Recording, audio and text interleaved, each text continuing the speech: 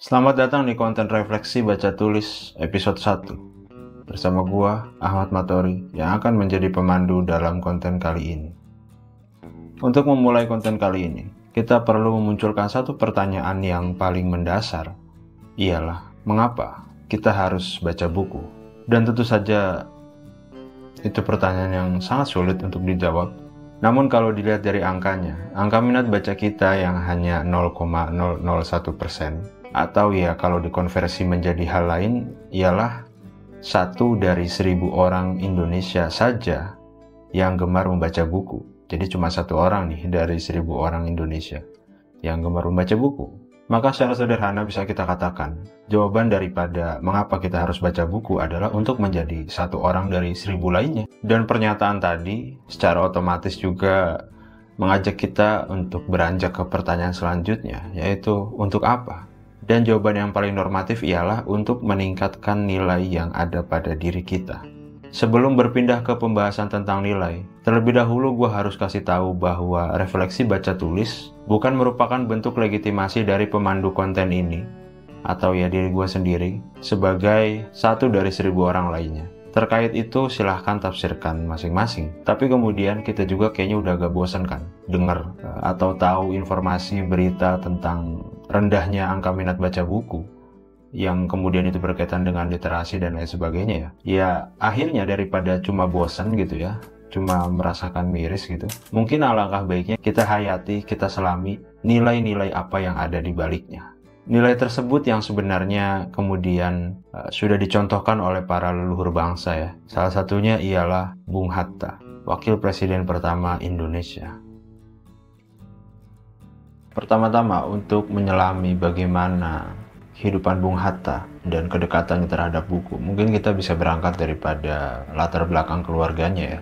Beliau ini berasal dari keluarga yang memandang pendidikan udah di level advance gitu. Hal itu bisa kita lihat bagaimana kemudian di usia mudanya Bung Hatta sudah mahir berbahasa Belanda dan belajar bahasa Perancis gitu. Kemudian ia juga mendapatkan akses pendidikan yang cukup berkualitas. Maka bisa kebayangkan di zaman itu yang bisa mendapatkan akses berkualitas ya hanya beberapa orang tertentu saja gitu. Itu juga yang kemudian membentuk kepribadian Muhammad Hatta yang sangat dekat dengan buku. Karena tadi udah sedikit disinggung bagaimana kemudian Bung Hatta mendapatkan akses pendidikan yang cukup berkualitas. Itu juga bisa kita lihat dari ia yang bersekolah di Belanda. Dan dari sana pula lah kemudian ia semakin suka membaca buku dan sempat melahirkan beberapa tulisan. Secara karakter, dalam banyak catatan itu menyebutkan bahwa Bung Hatta merupakan karakter pembaca kritis.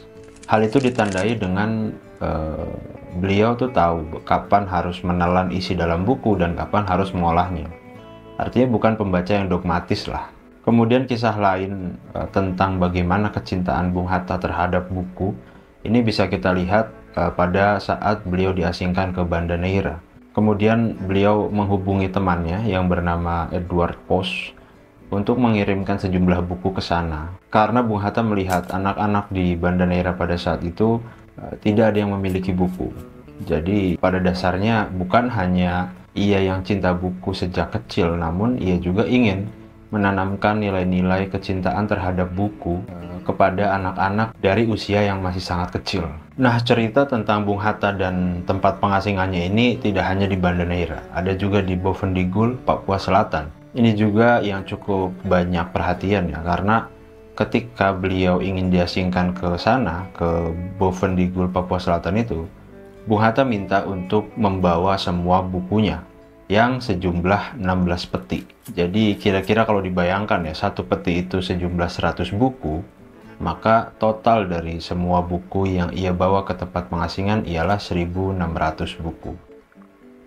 Banyak banget. Dan di tempat pengasingannya beliau menulis sebuah buku, Alam Pikiran Yunani. Ini buku yang cukup terkenal banget ya. Dan fun fact dari buku karya Muhammad Hatta ini adalah buku ini dijadikan sebagai mas kawin untuk melamar seorang wanita yang kemudian menjadi istrinya, yaitu Rahmi. Jadi asumsinya adalah Bung Hatta merupakan salah satu orang yang kayaknya menjadi salah satu yang paling ekstrim dalam mencintai buku gitu. Bahkan mungkin hanya 1:1 juta orang yang berperilaku seperti ini, seperti Bung Hatta ini. Dari kejadian tersebut, rekan-rekan Bung Hatta ini berseloroh kepadanya, atau bahasanya Bung Hatta tuh dicengin lah sama teman-temannya, bahwa istri pertama Hatta itu Buku, sedangkan Rahmi adalah istri kedua.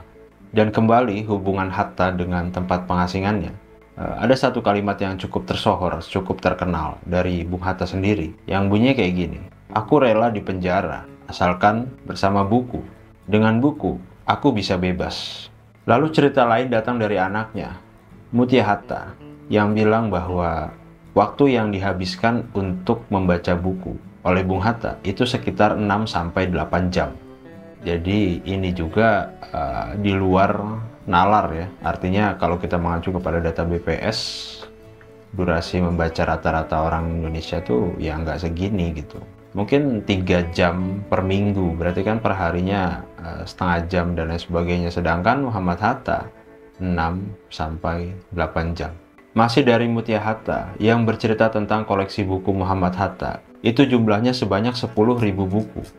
Dalam catatannya, terbitan yang paling lama itu sekitar tahun 1800-an. Lalu nampaknya kita akan sepakat bahwa orang yang sangat dekat dengan buku, orang yang suka membaca banyak buku, itu ia akan sering menulis atau suka menulis. Atau bisa aja logikanya dibalik. Orang yang piawai menulis, maka bisa dipastikan atau hampir pasti orang tersebut rajin membaca buku. Begitupun dengan Muhammad Hatta. Muhammad Hatta suka menulis. Secara karakter gaya tulisannya, ia sangat berbeda dengan sahabatnya, Soekarno atau Bung Karno. Ini menurut Muhyiddin M. Dahlan, kalau Bung Karno itu tulisannya atau menulisnya itu seperti pidato, berapi-api lah gitu. Sedangkan Bung Hatta itu lebih terlihat berat dan panjang. Meski sebenarnya tidak terkesan berbahaya, namun di masa akhir Orde Lama, tulisan-tulisan Hatta ini sempat dilarang untuk diterbitkan. Jadi mungkin ini berkaitan dengan kondisi sosial politik pada saat itu ya, kan dua orang proklamator ini akhirnya pisah jalan nih, terkait dengan perbedaan pandangan politik. Mungkin kemudian itu akhirnya buku-buku Muhammad Hatta di masa-masa akhir Orde Lama itu sempat dilarang untuk diterbitkan. Dan perjalanan menulisnya Muhammad Hatta, salah satunya itu beliau menggunakan medium majalah-majalah perjuangan untuk menulis. Salah satu yang cukup terkenal adalah majalah Daulat Rakyat. Jadi apa yang bisa kita tangkap dari perjalanan Bung Hatta ini adalah tentang bagaimana kecintaannya terhadap sebuah buku. Ia kutu buku, ia menulis juga, yang kemudian membuat sosoknya sangat-sangat dihormati. Kemudian dari perspektif lain, Bung Hatta memberikan contoh kepada kita bahwa kita pernah punya sosok negarawan yang sangat-sangat mengedepankan ilmu pengetahuan melalui membaca, bukan gimmick joget recehan. Sampai di sini, kiranya semakin jelas mengapa kita perlu menjadi satu dari 1.000 orang lainnya. Bahkan mungkin kalau ini menjadi sebuah gerakan kolektif, angka 1.000 itu akan berubah menjadi angka 100, 10 bahkan 1. Artinya, 1:1 warga bangsa Indonesia semuanya gemar membaca buku. Terakhir, sebagai pengingat, khususnya kepada diri sendiri, dan mungkin kepada seluruh warga bangsa yang budiman, yuk kita terus baca buku. Terlebih dahulu saya sampaikan salam kebangsaan. Merdeka!